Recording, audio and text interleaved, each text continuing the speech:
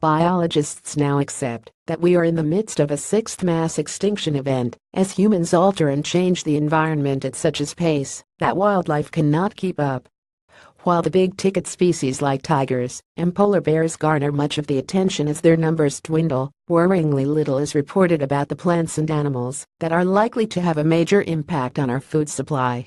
According to a new report, we are at risk of overlooking the impact that these extinctions will have on the crops we grow, something which sustains every single one of the 7 billion people on Earth. And if you think that this is something to worry about at some point in the future, well, already a shocking 940 cultivated species are already under threat of reduced productivity and extinction. From coffee production that has halved in Tanzania since the 1960s, to the warnings that cacao trees will not be able to survive in Ghana, where 70% of our chocolate originates, if global temperatures surpass 2 degrees centigrade in warming, to the fact that 22% of all wild potato species are slowly disappearing, there is a crisis rapidly brewing. And even though this is of a direct consequence to us and our own survival, there seems agonizingly little concern. Agrobiodiversity, the edible plant and animal species that feed each and every one of us, holds the key to future food security, explained N. Tutwiler, Director General of Biodiversity International, who published the new report.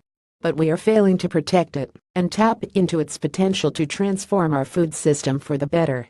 One of the most troubling aspects of the current agricultural business is the heavy reliance on just a handful of species. It is thought that out of around 7,000 species of plants that can be used as food, just 30 are used to feed the world, and out of these, only 3 species, wheat, rice, and maize, account for roughly 50% of all plant calories consumed globally.